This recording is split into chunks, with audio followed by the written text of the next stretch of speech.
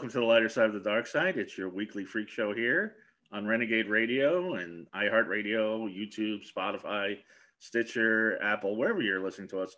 It's the Dark Mark Show. I'm Dark Mark, the goth comedian, and my co-host, everybody's favorite vegan heavy metal DJ, Hannah Bach, will be joining us shortly.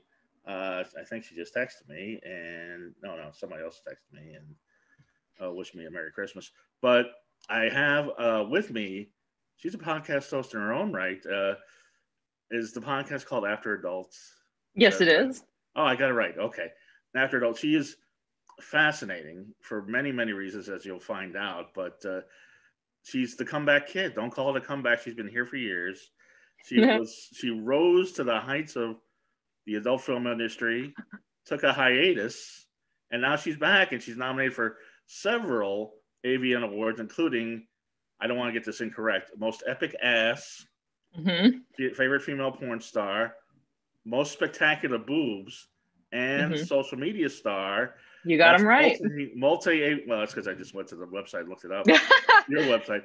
Multi-AVN nominee and fascinating person for many other reasons, including powerlifting and all sorts of things. Siri Dahl. Hello. Thank you for having me. No problem, Siri. I think I'm the only one that, because I don't watch a lot of porn. I jerk off to Lifetime movies, but one does. Yeah, well, some people do. That's what I do. But you were very popular, I guess, a long time ago. People were really enamored with you, and you stopped at the height. You were really rising. You were nominated for AVN Awards, and you stopped. You had your podcast, which is about after porn, and now you're back. Yeah, last name and everything. It's a wild ride. Yeah, I retired in right at the end. I mean, basically the very beginning of 2015. I didn't perform at all in the year 2015. I retired January that year, and then I just came back a year ago, January, officially. So I had what was originally going to be a permanent retirement that ended up just being a 5-year hiatus. But 5 years is a long time to be away from the porn industry, especially this particular stretch of 5 years. So much happened. Right. And so was porn like the mafia? When you thought you were out, they pulled you back in? It's I wish. But no, it's more like just the change. Everything's always changing, right? But like the different technology, like Pornhub's a very different structure now. You can actually monetize on Pornhub as a content creator, whereas you couldn't back in 2013. OnlyFans exists now, which it didn't exist when I retired. So those are just two big differences, just to name two. But things are quite different in good ways for the most part. So yeah, I'm contemplating doing OnlyFans myself. There's got to be enough with people that are so twisted they're into this. Maybe I could. Oh yeah. But we'll see what happens. Absolutely. I guarantee it'll be 99.999% male, but hey, I'll take it. Oh, it will be. Yeah, most men who are creating content on OnlyFans have probably mostly male subscribers as well. Yeah, I've just I got the bear look, and so I think that's gonna appeal. But before we get started, and we're getting going already, but before we get started, I do have to talk about our sponsors really quick, and I'll do it as quickly as I can. Audible. If you go to audibletrial.com/DMS, you get a free book and access to just about every Audible original.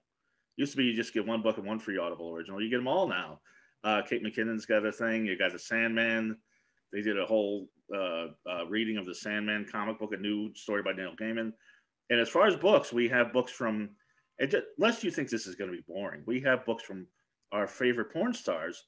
I don't know if you know Carla Jewell. The name actually rings a bell, but I don't do I know her personally? No. She was on our show a couple months ago. Another fascinating story. She was a champion figure skater that became a porn star and now a swinger. And her book is now on Audible. Nice. It was called the Behind the Ice or something. But we'll put in Carla Jewell. You'll see her book. And also, we also had, I know you know this, we had Sasha Grey on a few years ago. And she's got tons of books on Audible.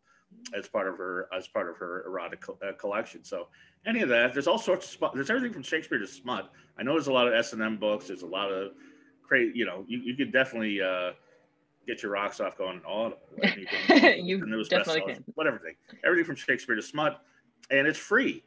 Just go to audibletrial.com/DMS. Cancel the next day, you still keep the free audiobook.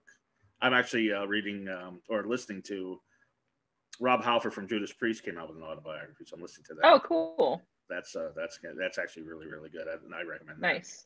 Also, you're in Kentucky. I don't know how restrictive the COVID things are down there. Can you eat in a restaurant outside, or? You can outside. It's a little cold, so it's not. I personally wouldn't recommend it. I tried it and it was incredibly uncomfortable. Yeah. It's kind of a mix. Like they just recently tightened restrictions a little bit more again. I feel like that's been happening across the country, but we still have some things that are open and kind of normal-ish feeling. Like I can go to the gym, which is nice. That's good. Yeah. The gyms here. LA, it's a whole different thing, but tell me about it. Right now are just takeout and delivery only. But we have a restaurant sponsor here in LA. And next time you're in LA, if you're ever here for a shoot, go to Doomie's Home Cooking. Doomies. It's the best vegan food you ever had. Ooh. I'll check that out. Oh, yeah. I was there a couple months ago. I had the chicken cordon bleu sandwich. Delicious. Ooh. Better than Popeye's chicken. Bigger and better than Popeye's chicken. They have pasta, chicken parmesan. The nachos, they have a whole separate Mexican restaurant next door. The nachos are on LA Weekly, listed them as one of the 10 best nachos in LA. The only one without meat. Nice. And they have shrimp po' boys, chicken parmesan. They have anything you want. The Big Mac on the secret menu. Just great comfort vegan food. 1253 Vine Street on the corner of Fountain and Vine. Doomie's Home Cooking. And one more real quick, and then we'll get to our conversation. I need some, you're a power lifter, you're an athlete. I need some energy to keep up with you and everybody's favorite vegan heavy metal DJ. My favorite energy drink, Raze energy drink. I love Raze. Oh, okay. Yeah, I need to get Raze to sponsor my podcast too. I'll get you in touch with them. Raze. No, I really do love it. Yeah, it's great. See, you're a gym rat. You can only get this at like gyms or GNCs, or if you go to the description, if you're listening to this on YouTube or on the podcast catchers, 15% off a case. That's why I just got this new flavor. Excellent. Phantom Freeze. I love that you can hear the crisp. Oh no, it's fresh and it's delicious. And the best part of it all, as you know, 0 calories. I don't think it's on this can, but 0 calories, 0 carbs, 0 crash. Lots of caffeine though. Oh yeah. But without the crash. Without the crash, no. It's you drink that other stuff, you're sitting there a couple hours later like this. Go through your whole workday. You can get through an hour interview with Siri. I mean, it takes a lot of energy to last an hour. Sure. If you're like me and your hours are ass backwards, you can just crack one open when you get to the gym at 10 p.m. because that's normal. You the graveyard gym shifts now? I did last night. I was at the gym. Yeah, I think I was there. Well, no, I got there around like 9. Ended up leaving at like 11. It was a long time. Wow. What did you do? Just it was squat day. Okay. So I was because you're nominated for most epic ass, and you got to keep right. And yeah, exactly. I have a reputation that's what they're angling here. You for, because every picture of you on the AVN nomination site is you from behind looking over your shoulder. Oh, I did that. They had a different one. They actually had an old photo from 2013 that was like internally, I think AVN has like a database of performers and they just have like a random, like a photo assigned to each person. And they've had this old photo assigned to me forever. And I just I know someone who works there. So I just texted this person and was like, can you just have them change it to this photo? Cause I want to win the ass one the most and I need it to be a photo of my ass. And she was like, right. On it. And it was immediately different. So very much by design. Now, do you really care about the AVN Awards, or is it goof? I mean, it's not the Oscars, but it's right. I know that the I've been to the ceremony in Las Vegas and the convention. Right. It's a lot of fun, but it's so much fun. I'm so sad. I mean, I understand it's good that it's not happening in person this year, like all big gatherings and events. But I'm gonna miss it a lot, not having the social aspect of it this year. And the gallons and gallons of free lube. So much free lube. Oh my God. Tell me, seriously. It was so much fun last year. Yeah, like I care about the AVNs insofar as like, it feels really nice to be recognized by your peers. Whether that means just being nominated for something or actually winning something. The stuff I'm nominated for is actually all fan nominated, which is to me even cooler than being nominated by peers, because it means that like my fans have my back like hardcore. Which, you know, not that I've ever doubted that they did, but it's nice to have it confirmed. So yeah, I think the AVNs are a cool event. I've been nominated for several AVN awards over the years. Mm-hmm. Nothing since I returned, because I like kind of just came back and then COVID happened, so things were like shut down most of the year. But I haven't won an award yet, so it'd be cool to win one. Oh, okay. So you're the bridesmaid but never a bride. Yeah, you know, like the I was gonna say the Leonardo DiCaprio of porn, but I don't feel that's not a fair comparison. Well, it could be, yeah. You've been nominated. You don't want to be the Glenn Close of porn, because I don't think they're ever going to give her one. Oh, I know, poor Glenn Close. Yeah. Meanwhile, Angela White is the Meryl Streep of porn. I was going to say, she's tough to beat. Yeah. Now, what's the difference? Seriously, what is the difference between Best Actress and Favorite Female Performer?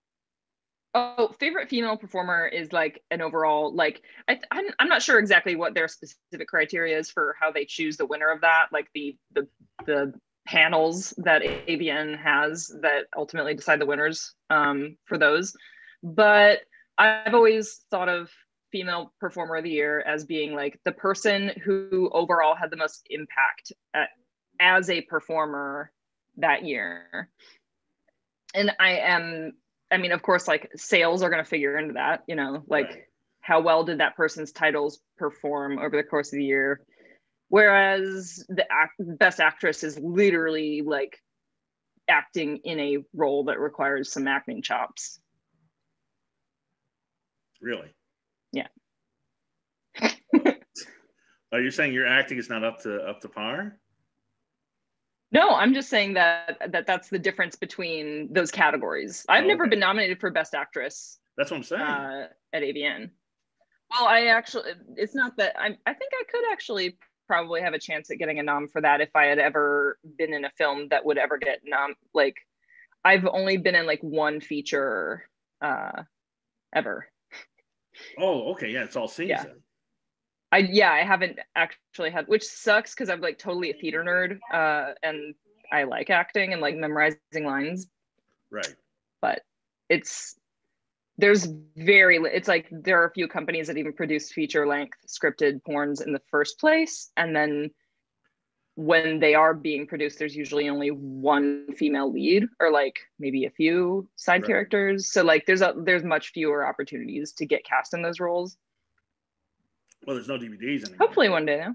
Well, what was that? No DVDs anymore. It's all streaming. Yes. Yeah. I think of like Adult Time nowadays when I think of feature, because they're probably the biggest company that's still producing like quality scripted scenes. Okay. Well, let's go back, because I was trying to find older pictures of you. It's hard to find. You have to Google Siri porn star, like all as one word. Yeah. Well, that's the thing, because you were just Siri. Mm-hmm. Madonna, Prince, Cher, you're just Siri. And this predates Apple Siri. By a few months. It was like really overlapped, but I didn't choose my stage name because of Apple. Like I actually picked Siri in like June or July 2011, before I actually started filming porn scenes. I was like, well, I'm gonna like make a Twitter account, like buy a domain name and all this stuff. So I did all that the summer before I actually got with my first agent in porn. And of course, I think it was like September or something of 2011, just a couple months later, that Apple announced that first phone that had Siri on it. And I was like, what the fuck? Like, I think weird coincidence. Steve Jobs is ripping you off. I think he knew something. Steve Jobs. Yeah, I don't know. No, here, no, Old Steve. Of course, Siri means a beautiful victory in Norse Viking land. But you were planning your porn career for 2 years? No, I wasn't planning it for. Well, I shot my first scene in like February 2012, so it was really like 6 months ahead of time that I had like knew. I was like, okay, I'm gonna move to LA in January and then figure out my shit, get an agent, and start shooting. But I mean, I started planning that was what I wanted to do in the summer of 2011.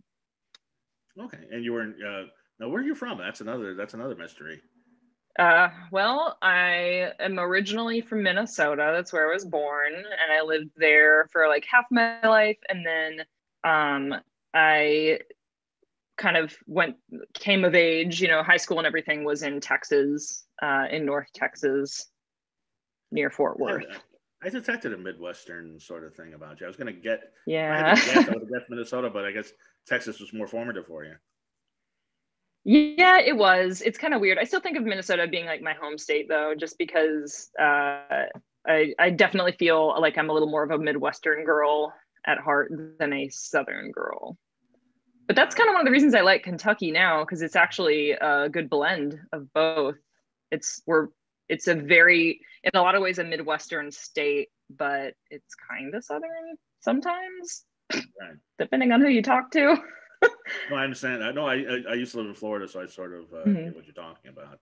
Yeah. If you want to see Southern hospitality and everything else that is a caricature of Southern life, it's there, but you got to look for it. Yeah. It's not gonna be in downtown Miami, but go about 10 miles this way, you'll see all sorts of shacks and all sorts of other things. But and good fried chicken. So Oh, nice. I do love a good fried chicken. I'm aware. And, oddly enough, Jumi's Home Cooking has vegan fried chicken.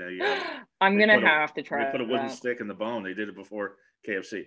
Now, because I didn't really, as I said, Siri 1.0. I'm not terribly familiar with, but apparently you very busty, very curvy. Even then, on the verge, on the cusp of BBW, but not quite. Yeah, that's definitely a good way of describing my Siri 1.0 phase. Yeah. When I first started in porn, my bra size was like 32 double H. Double H. Yeah. Wow. That was also before I got into powerlifting. So just because of having a different lifestyle and not being it's like I was like into fitness, but it wasn't like necessarily a hobby on that level back then. Like I would go and I would like do random little weights or like do some cardio. It wasn't like a huge part of my life the way that it is now. So I looked really different. I was definitely heavier, like weight distributed differently. Very, very hourglass, or? Yeah, definitely hourglass. I still have an hourglass shape, but obviously I'm assuming what you're poking toward here is my 2.0 evolution. I like what you have going now. I like your body now. I didn't want to dwell on it, but you did get a breast reduction and 232 double D. Triple D. I mean, but honestly, there's not a huge difference between a double D and a triple D when it comes down to it. Like, so you reduce your breast to triple D, and there's been an outcry on the internet about it. I can't believe it. Who I just ignore them. I think it's silly. Who complains about double D breasts? I am legitimately entertained by comments online from like, because they're everywhere I go. Every time I post anything, if you look at my Instagram, like everything I post on Instagram, I get at least a couple dozen comments out of 300 or something of dudes being like, oh, why did you go and slap God in the face by doing this restaurant? And they're like, I hate your small tits, they're so small now. And I'm just like, in what universe is a triple D small tits? Like, not my universe. It doesn't offend me. Sometimes it's a nuisance. Like, it's just kind of annoying to like see it sometimes, but it's definitely not offensive. I think it's kind of fucking funny. it just seems like, wow, some of these people are like so out of touch. There's a lot of what's the, oh, it hurts your back, boo hoo. Meanwhile, you're a power lifter and could kick their ass. I'm sure you could definitely deadlift them. Yeah. So, which in part I owe to having that surgery done, because it's not like I couldn't have power lifted the way I do now before having breast reduction surgery. It's just that like mentally my giant boobs put me in a weird headspace a lot of the time when I was at the gym, where like I couldn't get physically comfortable enough to do something like deadlift 250 pounds, like, you know, because boobs, like literally, if you think about the way a deadlift works, your arms come out and in front of you, and you're pulling something up. And my boobs are so big that they would like encroach into my armpit area. So I'd feel like my arm like brushing against, and it was like incredibly uncomfortable, and I don't have to deal with like that anymore. So there's all kinds of like tiny details that make my life better. You need to concentrate and keep your grip. And if you're brushing against your boobs, then I can see that. Yeah. That's crazy. So, but I mean, these guys, I'm assuming they're mostly guys. I can't. Oh yeah, it's always men. I've literally never had a single woman ever be like, I don't understand why you did that. You looked so much better before. Like never, ever, not a single woman. Because they have breasts, they understand. Exactly. But I mean, and I think all women have, especially like women who have any internet presence, have probably had the experience of having some dude like tell them their unsolicited opinion. So I just think there's more of a spirit of women, like the way that they are toward me is like, I got your back, as opposed to they don't care what I do with my own body. I'm not sure what there is to gain by commenting on it. Like, attention from me, I guess. Like, yes. That's kind of what I assume when I see guys commenting. I'm like, they just want my attention. Like, at Jackoff Guy, you're right. I'm gonna go back and get him put back in. Right. Like some of these dudes think that, and it's like, you don't understand. Like the complaining is so stupid and futile. Like there's obviously no going backward. And even if I did get struck by some wild hair that I wanted to have giant boobs again and go get like implants, it would be completely different than it was when I had natural boobs that were much larger. So like, I don't understand what any of these guys are getting at. It's just, well, take it from me. I don't know. They're just like beating a very dead horse, and I think it's funny, and they're wasting their time. Well, take it from me, and I have some experience in this area. Double Ds are plenty. Exactly. More than a handful. But definitely. And but just for the record, the tattoos that you have under your breasts, you didn't get those to cover scars, or did you? No, they don't even cover the scars. They come kind of close to it, but I deliberated a lot over whether like I wanted to get that piece, because I always wanted an underboob Rihanna tattoo is like what I thought about it, because I was like really liked her look with that cool like Egyptian bird thing she's got going on. So like obviously that's not what I got. It's something great, but I just like the idea of the underboob tattoo that's like coming in very close to like the shape of the underneath the breast. So I wanted to get it, but then I was like, well, what if people think I'm trying to cover the scars? Like, what if that looks weird? What if it just looks bad next to the scars? Like there's too much going on. But ultimately I just kind of decided like, fuck it, I'm going to do it because I want this so bad. And I love the way it turned out. And dear God, it was the most painful thing I have ever put myself through in my entire life. I think the whole thing was like 9 hours of work, maybe. No, I don't think it was that much. I'm trying to remember. I sat for 2 sessions, and I feel like each session was a minimum of 2 hours. So whatever it was, I was like almost fainting the whole time. It was awful. Right. I'm glad you got through it. So you did it all in one session? 2 sessions. 2 sessions. I wanted to try to do it in one, but I literally couldn't sit for it that long because it was so painful. I can imagine.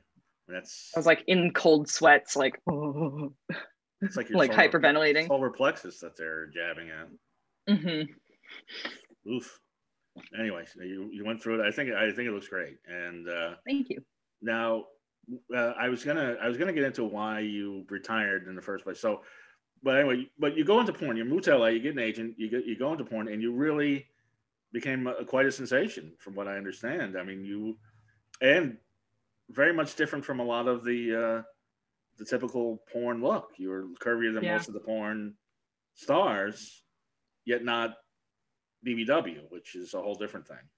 Yeah. So what I find, I think it's kind of cool because when I first got started in porn, the term, at least not in mainstream porn, I didn't really see there being much space for like thick girls. It wasn't a term. Yeah, well, Pog was a thing because Alexis Texas, but Pog referred to like an otherwise like athletic or slim woman who had a big booty, right? And like I didn't fit that either. So there was kind of this like, there wasn't really a category for performers like me back then. And I don't know, I like to think that maybe I helped sort of try to create more space for that.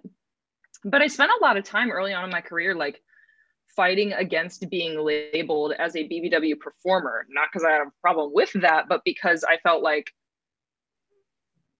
BBW performers have done a lot of work to create this niche where they're getting respect for like having a unique and specific body type, and like that's their market and they serve fans of their market. And I was like, I'm not like, I don't fall within that enough to be called like, you know, I don't know if I'm communicating that well, but like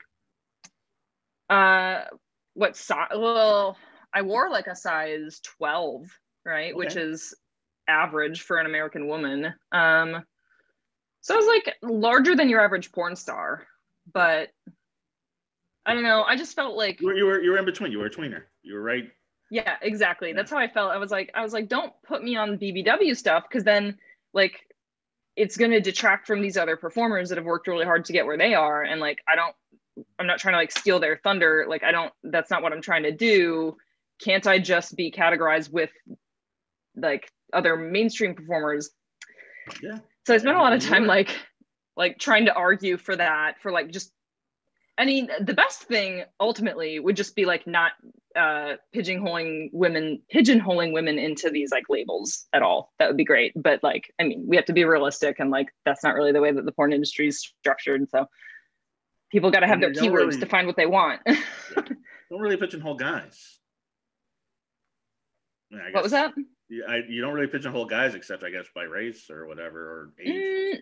Yeah, not in straight porn, at least. I mean, like, there's definitely more of that happening in like gay industry that I see, at least. I don't have enough information to speak like definitively on it, but I definitely see there being similar issues with like labeling performers only with certain like body types. But in like mainstream straight porn, yeah, you don't really see anyone seemingly caring that much about labeling the male performers. It just doesn't happen as much. So you were a Torrid, not a Lane Bryant, basically. Yeah. I think that's kind of a funny way of putting it. Yeah, so which is fine.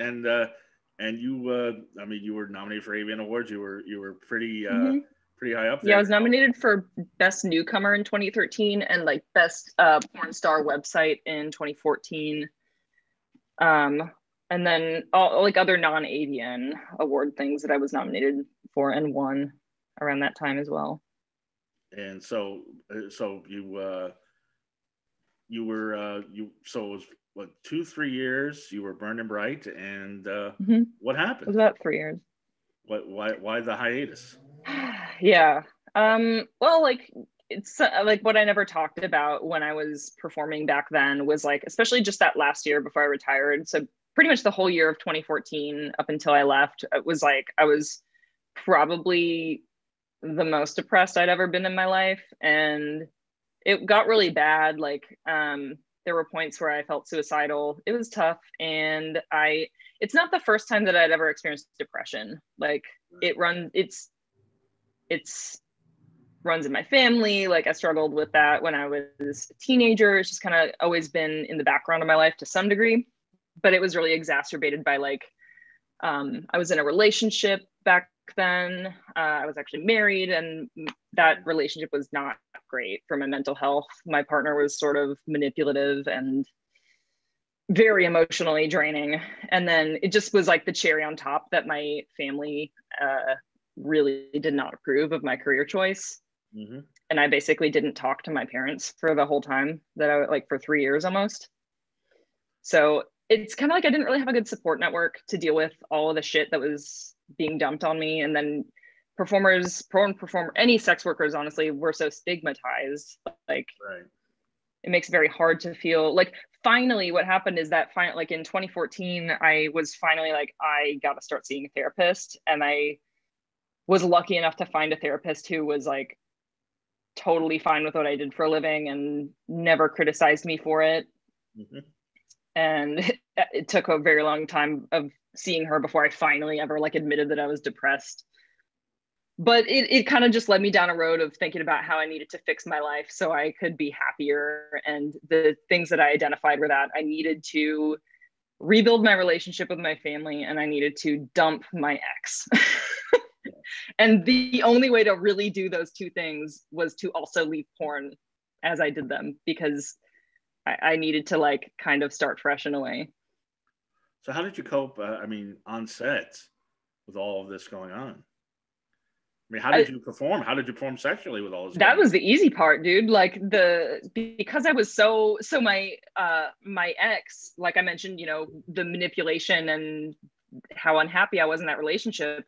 Right. And he wasn't in the industry. It wasn't a performer or anything like that. So like really the only time that he was also like super codependent, like, which is I don't like that. I'm an extremely independent person, and I don't like to be in a romantic relationship where I'm like seeing someone every second of every day. I feel suffocated. But that's how it was with him. So I loved going to set. That was like the only time I didn't feel depressed for a while, because I was like, God, yes, I get to go like release all this pent up energy and like be myself and be social with other people and not be cooped up in a house with this one fucking person that I see every second of every day. I get to fuck somebody else. Exactly. So like the performing was the best part. It was truly like having like a little bit of a mental reprieve from all the other things in my life that were seemed to be falling apart. Now, was he the one that got you into porn? Because I know I've heard No. No.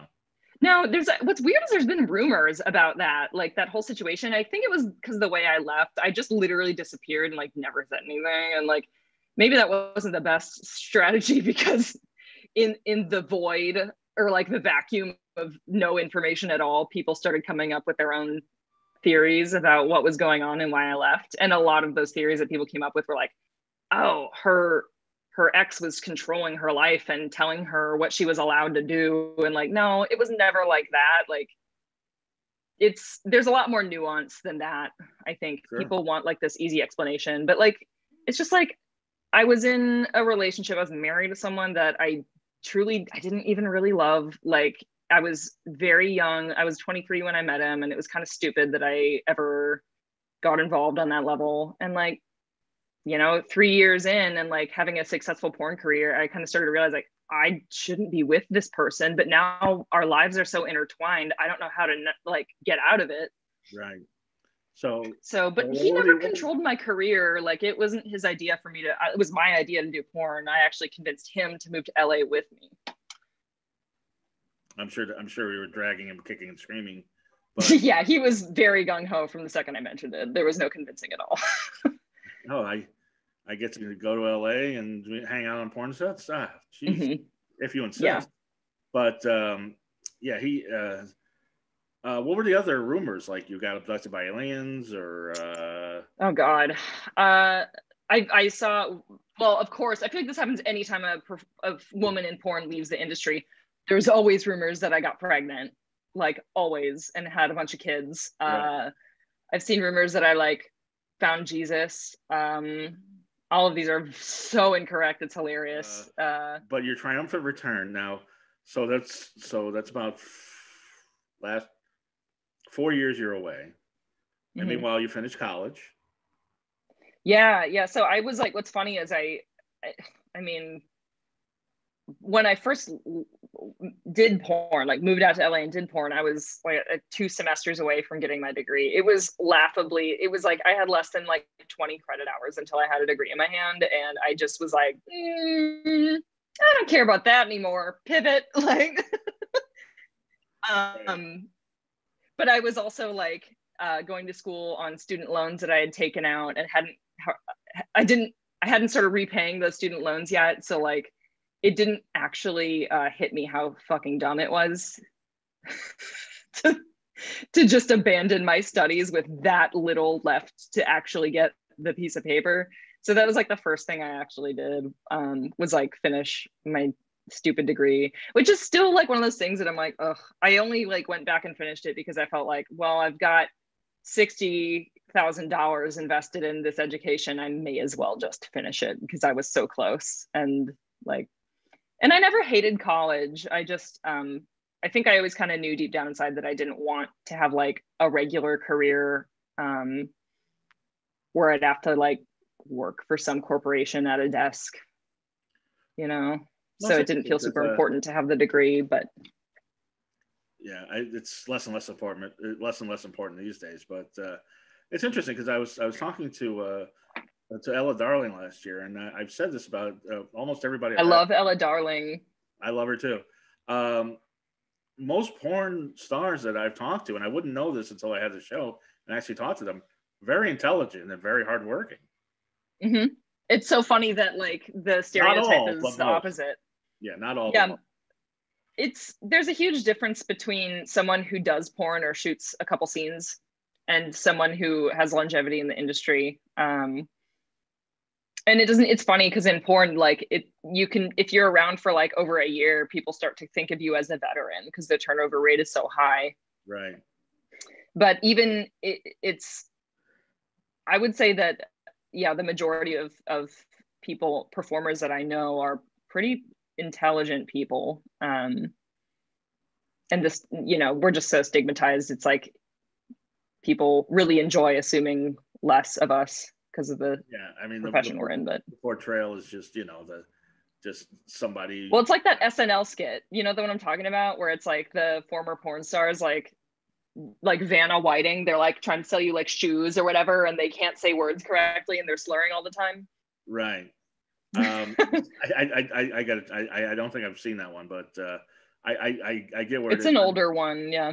Yeah, that sounds funny. Oh, I mean, and you know, some porn acting is bad, but when you talk to people like you, I mean, it's just you know, very very a lot smarter than most people. I mean, you know, I've regular jobs usually don't have this many bright people.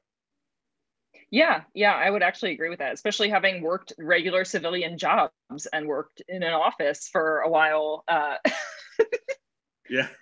Yeah, it's. And how was that? Did anybody recognize you or? At that job, no. I don't think I've seen it. There were some people that I worked with that like knew that I had done porn in the past, but it's because I was close enough with them that they knew me that well. It wasn't because they like recognized me. Right.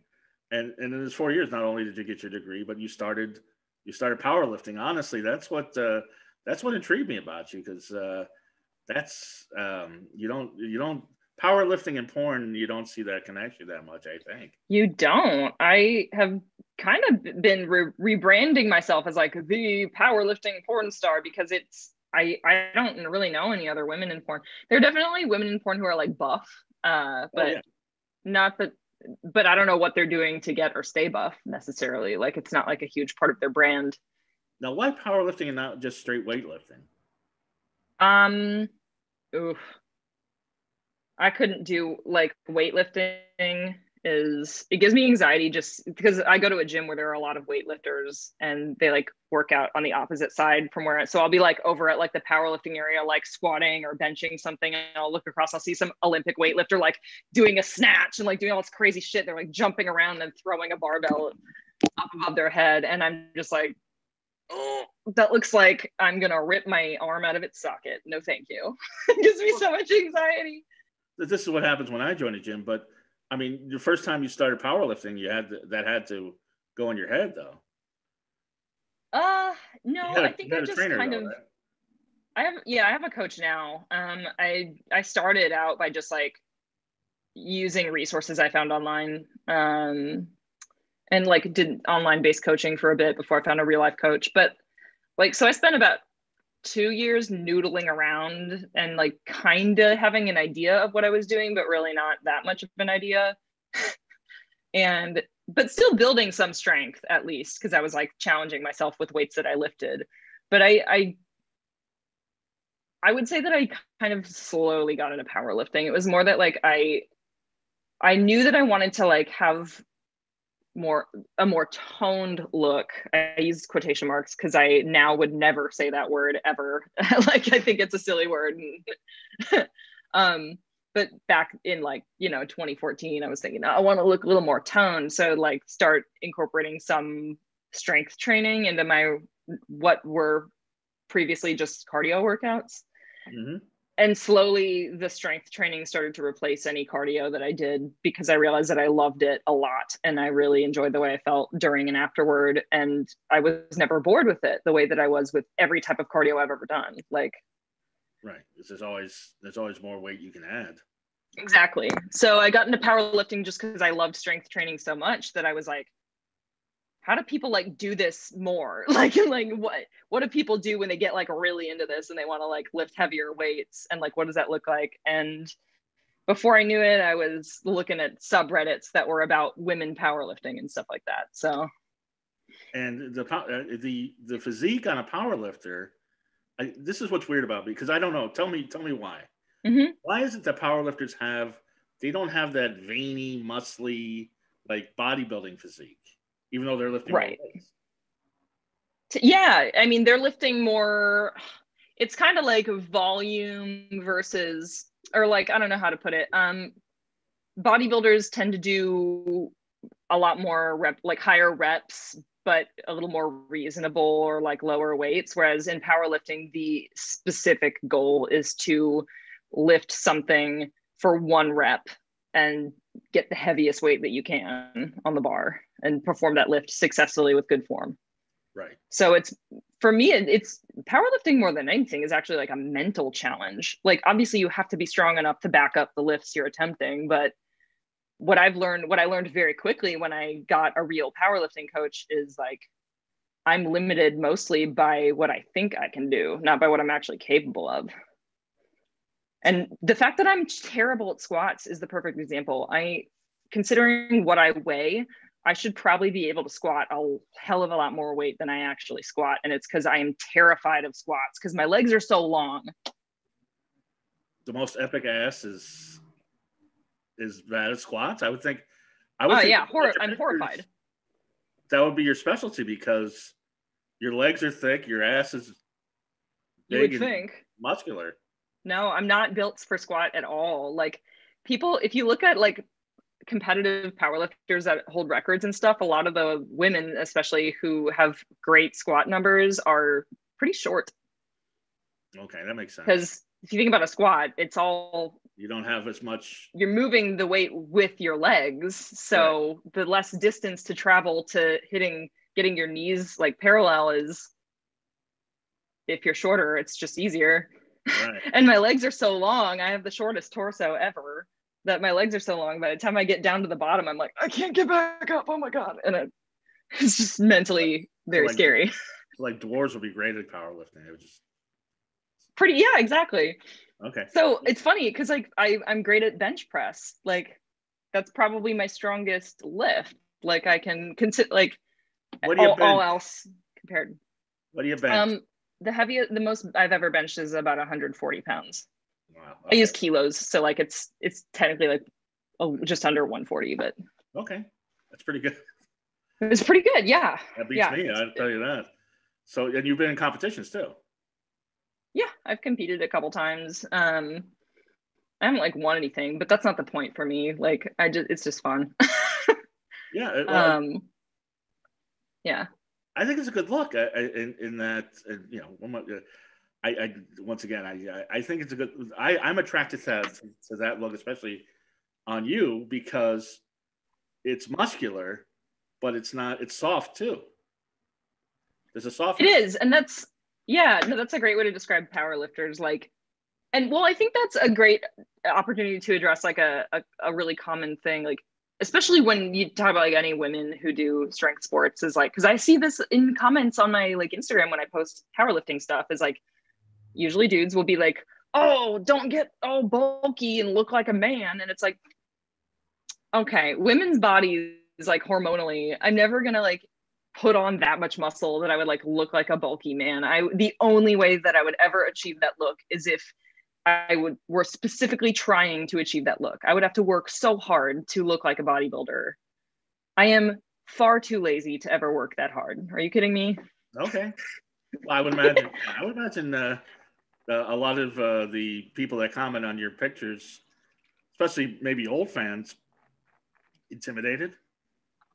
Yeah, I definitely see there's a lot of like insecure male ego floating around in those Instagram comments. Right. Well, speaking of Instagram too, I interviewed Romy Chase a few weeks ago, who was an Instagram influencer, a plus size Instagram influencer. Mm-hmm. Yeah, I've seen her post. She's awesome. Right. But she says that when she posts pictures on Instagram, like she can't get bikini or lingerie people to sponsor her, because if she puts a bikini picture or lingerie picture, they'll ban it or shadow ban her. Oh, yeah. But if a skinny girl had the same thing, they've let it pass. Has that been your experience? 100%. Yes. Yeah.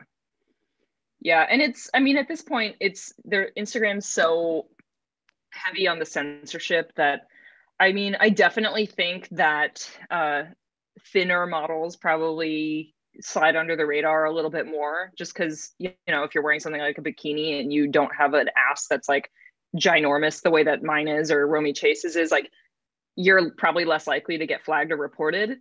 But like, even no one's safe these days. Like, everyone is getting their shit flagged, removed, or their account completely deleted, and it's pretty awful. So you do think there's a bias against larger women? Oh yeah, absolutely. Yeah, I do. I think I don't think anyone could really deny that at this point. That's ridiculous. It's annoying. Yeah, I don't get it. Who might say so? So you've redone your body. You dyed your hair red. Now, tell us the story behind that. Well, so I had red hair, like there's been a lot of iterations of Siri throughout the porn career, but I debuted with like that platinum blonde bob that I look back on that still to this day and I'm like, God, I look like a fucking someone's like 45-year-old mom. Like, I don't know why I ever thought that was a good look for me. That's my personal, I know a lot of fans love it and they'll like cry if they hear me say that, but I didn't like it. Like sort of hair. What was that? Like anchor woman sort of hair? Yeah, kind of. That's what I see when I look at it now. Like, it's honestly what it was is that I had a pixie cut. Like, I had like very short, almost shaved hair. Okay. And I was just growing it out and I was trying to grow it out. So it was that awkward grow out phase where it was like chin length, but it was still like platinum, like bleach blonde. And like, it just made me look so much more mature than I was. Like, I was 24, but it made me look like at least over 30, you know? Right. So after a couple months in porn, I realized like, this look is terrible. I'm not on board with it. Like, what it was is that on my first several shoots, I kept going to porn sets and they'd want to style my hair like Marilyn Monroe. Aww. Because it was short and blonde and I fucking hated it. Like, I was like, I hate that look. I'm not a fan at all, even remotely. And they keep wanting to do this to me and I need to do something to ruin my hair so they'll stop curling it like Marilyn Monroe. And I went to the farthest extreme I could think of, which was to dye my head like bright fire engine red. Like, I'm going to reference Rihanna again. Apparently I really love her, but she had that same hair color at around that time. So I did that like crazy bright, unnatural red. Right. And I had that for almost a year until it was so high maintenance. Like, everything I touched turned fucking magenta, basically, because the dye would bleed out of my hair constantly. Right. So eventually I was like, okay, let's tone it down to something that's like slightly more natural red. And that's how we got to where I am today. Yeah. So you redo the look, you get a new muscular body, and you decide to come back. Mm-hmm. Why? I missed it, dude. Like, I was away for 5 years, and during the time that I was away, a lot happened. Like, you know, went back to school, worked several weird jobs. It was kind of fun being like going back to complete civilian status. Like, Right. you know, I rarely ever got recognized, like ever, when I was retired. So it was great, but also I felt like I always kind of was annoyed by how people would like find out that I used to do porn, and then they would have this like attitude like, oh, you poor thing.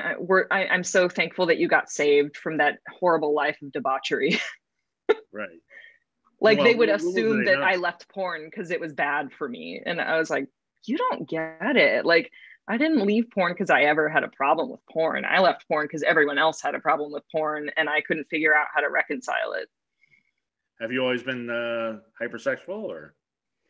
No, I don't know how to.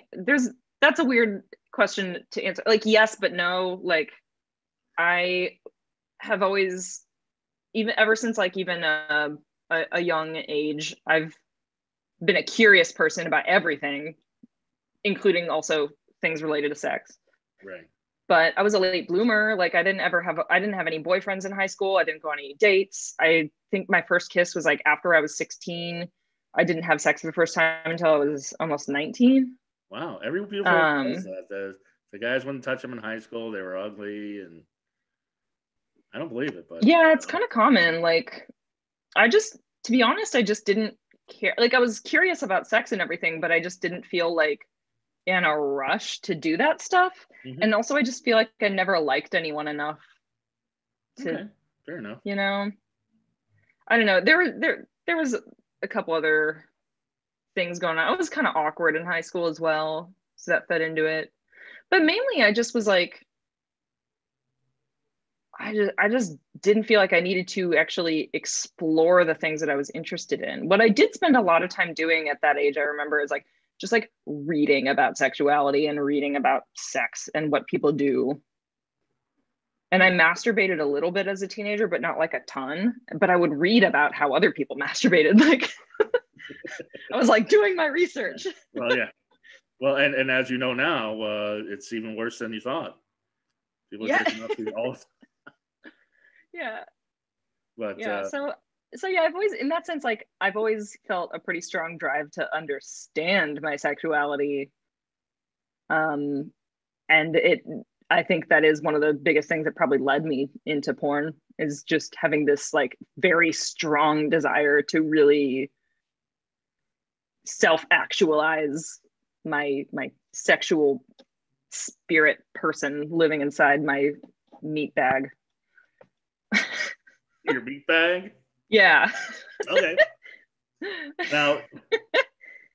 Now you while you were on hiatus, were the companies still in contact with you, wanting you to do scenes like browsers and people like that? Or? No, I made it impossible for anyone to contact me. I fell off the face of the planet. No, I did have, because I had a website back when I retired, or before I retired, that was run by VNA, like Vicky Vet, her network of sites. So like, I know that there were people who like would contact my former webmaster and like try to have them put them in contact with me, but I told them, I was like, don't forward me anything, like I'm done. Right. And then what prompted you to come back? It was kind of doing my podcast, actually. It was because so I'd been away for over 3 years. It was the summer of 2018.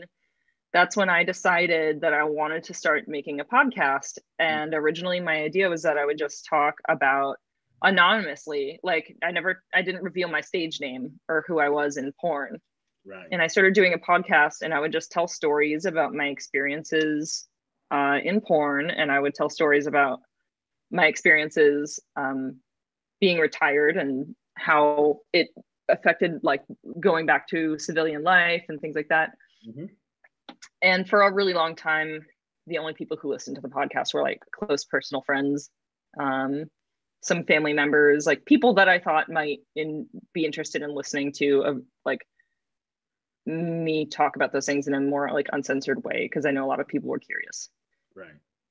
So eventually my good friend Rachel joined the podcast as a co-host, and then we started like having a little more fun with it, and it started to be less depressing and me talking about sad things and more about, because the first couple episodes are really depressing. If anyone's listening to this and they try to find it, you can't listen to the first like I think it's the first 8 episodes I've taken off, and that's intentional. Like I don't want people to hear them anymore. Like for me, almost doing those first episodes was like a form of therapy. It was like I wanted to get all that shit off my chest.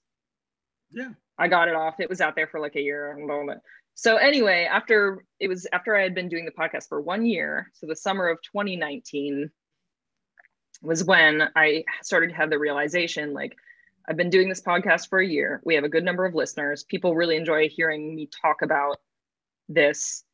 And I kind of started to tiptoe around the idea that I might want to do some work in porn again.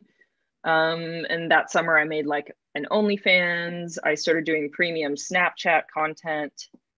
And I was absolutely amazed that I had a gigantic and very rabid fan base that had never stopped posting my content and like loving it. Wow. Like I found I had a subreddit that had 50,000 subscribers still. Wow. That was just devoted to me. And that was like, whoa, okay. Like, so clearly if I want to go back into porn, I will probably be welcome. So yeah, it was kind of just like through doing the podcast, I got comfortable talking about all this stuff again. And I also just felt like it was safer to be open about the fact that I missed doing porn. And that made me feel comfortable deciding that I wanted to actually fully like unretire. Right. And, you know, OnlyFans and Snapchat, that wasn't around. And I mean, I guess Snapchat was, the app Snapchat existed, but people like sex workers weren't really like finding ways to monetize Snapchat up until like, I remember the very first thing that was like monetizing Snapchat for porn stars was called Snap Girls. And that launched like right before I left the porn industry. Right. And they ended up getting like smacked with some big lawsuit, I think, if I remember correctly. But like Snapchat wasn't really a big thing yet. So I really missed the Snapchat heyday. And I had no idea what OnlyFans was until the summer of 2019. You saw how many fans you had.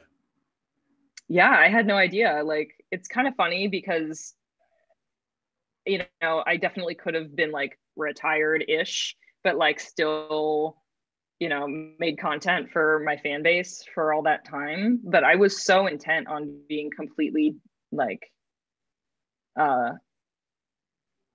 away from the industry that I truly didn't pay attention to what was going on. Like all the changes in those 5 years, I had no clue. And you come back, you announce it January, you do scenes, and then COVID happens. So good timing. Mm-hmm. And yeah, I got in a good like 5 scenes before COVID happened. Right. So great timing. But and you added the last name Dahl. I'm assuming from Roald Dahl, which his books aren't audible too. But right? It's not actually. I mean, in a way, like it has nothing to do with Roald Dahl, but it's just another like Scandinavian name. And Roald Dahl he has Scandinavian ancestry too, so in that sense, it is like similar. But I really liked the way it sounded. I wanted a 1 syllable, something that worked well with Siri. And mainly though, I just like the puns that I can make. Like, you know, I have the domain fuckdoll.com. Right. Yeah, because okay. Are you Scandinavian? Is that what this is? Yeah. Okay. Yeah. My ancestry, like going back to my great grandparents, they were from Sweden and Norway. Yeah. So no, it's I was gonna say the Roald Dahl thing, you know, I know the anti-Semitism thing's going up, so yeah, well that's why people ask, and I'm like, no. Right. Like, he's the most famous doll, but he's not the only doll. Yeah. Okay. Yeah. Okay. So and boy, oh boy, it's already been an hour. We've been talking. We can talk forever. Oh. Just let me if I can sneak in another 5-10 minutes. Sure. Yeah. Okay. So your first scene back, how nerve-wracking was that? It was fantastic. I mean, I was nervous, but my first scene back was a threesome that I did for Brazzers with Kieran Lee and Angela White. And I cannot imagine like a better welcome back. Honestly, it was really, really fun. And it was also kind of like jumping head first right back in. I know that's it was a little bit company. Yeah. In a lot of ways, it felt like I hadn't skipped a beat. Like, you know, the sex part, filming the actual film I was like, okay, this is sex. Nothing here is different. But doing the photo shoot, or like, you know, we call them pretty girls, where you're like just doing your like lingerie photos before the scene. Right. That was the hardest part, because I hadn't modeled at all in those 5 years. I hadn't, you know, I'll take selfies, of course, but I hadn't like done a professional modeling setup where I'm posing my body in a certain way, and posing is actual work. And like, you have to be aware of your surroundings and everything. Sure. And I had to kind of remember those things. Another thing people don't know, but people don't really think about, but yeah, it is. Yeah. And I guess I had to remind you how to, you know, show yourself off the best way. And yeah. But that's why I'm glad that it was with that crew, because like Kieran Lee he's an industry veteran for real. He's been around for so long, and he's so he directed and he was the director for the scene, but also the male talent, and he's incredibly particular.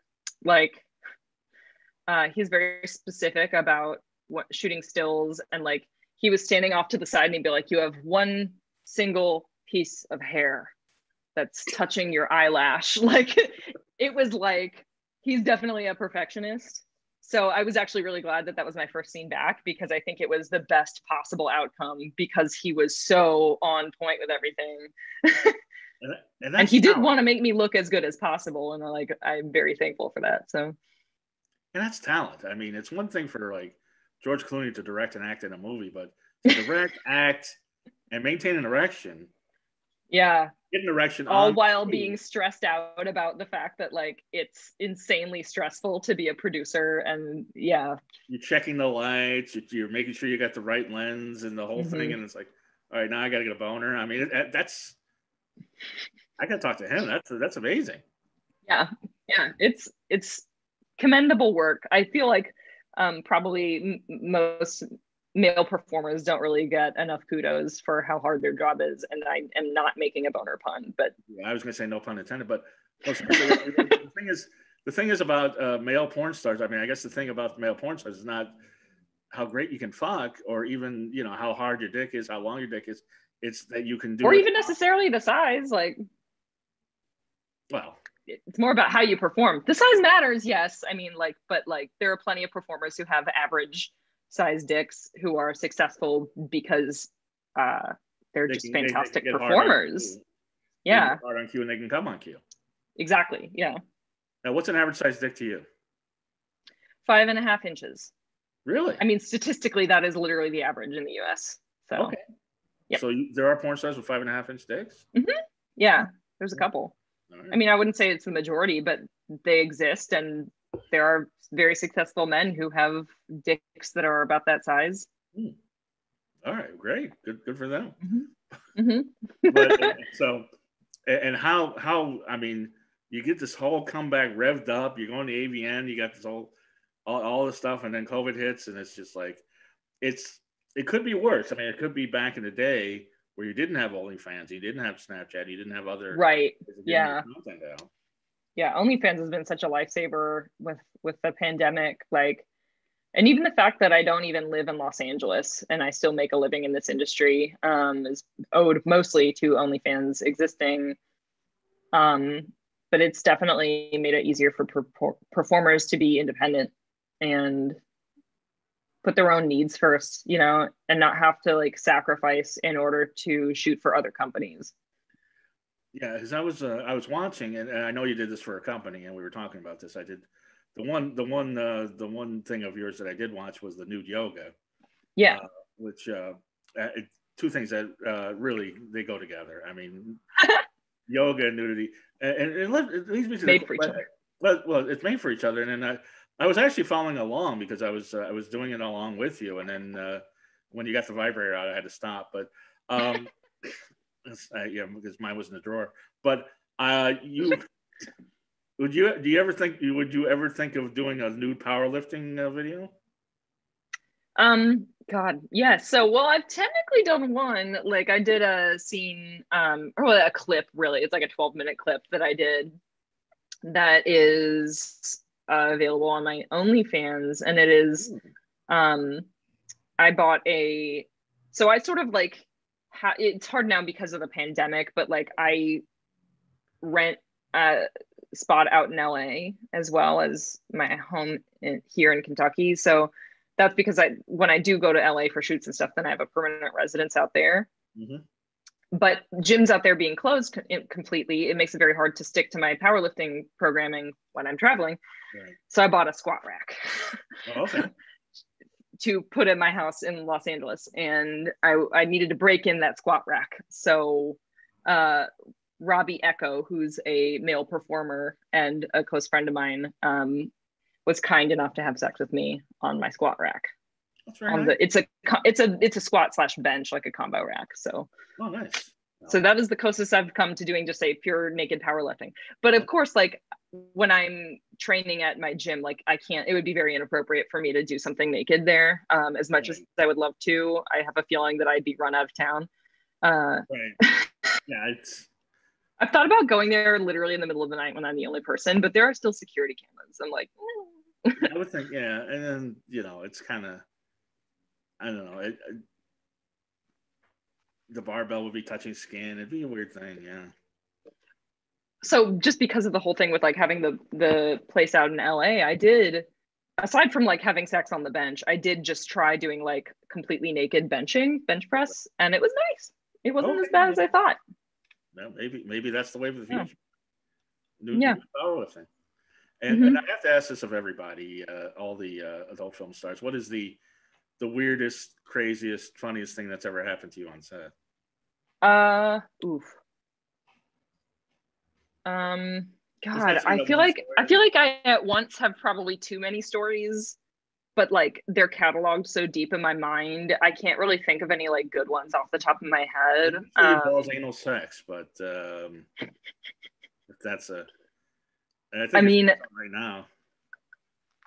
Well, I mean, just the last time that I shot, like one of the last anal scenes I shot was for a website, Perv City, and the male talent was Sterling Cooper, and like,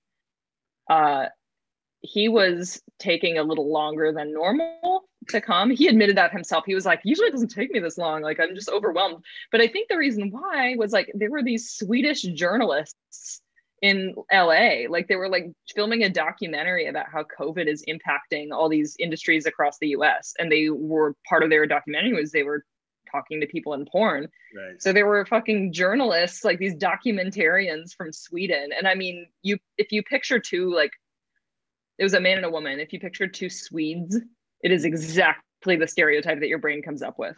Right. Exactly. Like two blonde, tall, like beautiful, like people who talk like this. Like it was great. Yeah. And they were very kind. Like, yeah, they were very kind, and it was really cool getting to talk to them. To come, I don't know.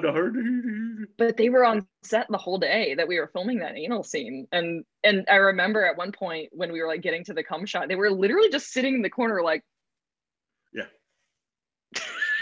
And I think that's why. So that was probably the weirdest thing in my recent memory, was just this poor Sterling Cooper just being like, I would totally come if these Swedish journalists would just leave the room for 5 minutes. And finally, eventually, we were like, can you guys leave? And then they did, and it was fine. And quit talking about COVID while you're doing a scene, while you're fucking. Oof, yeah. Yeah. Sweet. Well, Siri, you are a delight. Oh, thank you. There's so much more to you. I hope you come back, and I hope you win. I encourage everybody to go to AVN, and I did. Oh, please vote for me. Vote for you for most epic ass, favorite female star. Can I interrupt real quick? I've made it easy. I've made it very easy to vote for me. I actually have a forwarding, like a website set up. If you just go to voteforsiri.com, all the links are boom right there. Voteforsiri.com, and also vote for our friend Alexis Allure for favorite BBW star. Oh, absolutely, yeah. So so the rest of the time is yours. Plug away. Tell them everything you got going on, all your websites and everything, Siri. Sweet, thanks. So I'll leave with my OnlyFans since we mentioned that a couple times. I'm sorry to interrupt. Don't Google Siri. Yeah. Don't Google me. Yeah. Google Siri Dahl, Dahl. Sorry to interrupt. But yeah, I've got a whole bunch of links. I'll just start with my OnlyFans. For anyone who's interested in that, is SiriFanclub.com. My website that's kind of an aggregate of all my links, and I have a merch store on the site as well, is SiriDahl.com. And then if you want to follow me on social media, on Twitter, I'm The Real Siri PS. And on Instagram, I'm The Real Siri.ps. And I'm shadow banned on both, which means you have to type in the full username and then hit enter in order to find me. PS for porn star. Yeah. Yeah. Or is there something else that I'm not aware of? Well, my inside joke is that it stands for pizza slut and not porn star, because I love pizza. I'm a slut for pizza. Every word out of your mouth, I fall in love with you even more. And so, yes, so follow Siri Dahl on all social media. And if pizzaslut.com isn't taken, I'm sure she'll take that. Oh, I'm certain someone else has it. Yeah. Although I do own bigbutt.guru, because .guru is a domain suffix you can buy. I own bigbutt.guru, and I own analsex.guru. Yeah. You love anal sex? I do indeed. I've never had it. What's so great about it? Oh my God, you're missing out. I mean, I don't know what it feels like to be a penetrator of someone's butthole, but like, I know as the receiver of someone putting it in my butthole, it feels fantastic. There's a whole bunch of nerve endings inside there. It's great. Best orgasms ever. Better than the vagina? Yes, 100%. All right, well, I'll get on it then. There are times I'll have sex with my partner where like, because he shoots a lot of, like I shoot scenes with him and stuff. He's not like a porn star by trade, but you know, he obliges me when I ask, so that's really nice of him. Once again, what a guy. I know, he's so self-sacrificing. It's really kind that he does his best to put up with me. But there are definitely times when I'll be like, you know, I'm sorry, but you're gonna have to put it in my butt. Like, I'm having a really hard time getting to an orgasm here, and I know that the second you put it in my butt, it's gonna happen within about 10 seconds. Because it's that good. Yeah. I'll look into it. It sounds like something. Analsex.guru. Analsex.guru. I'm gonna go to that right now, and go to Goth Comedian on all social media, and everybody have a wonderfully creepy week. Bye. Thank you. Bye.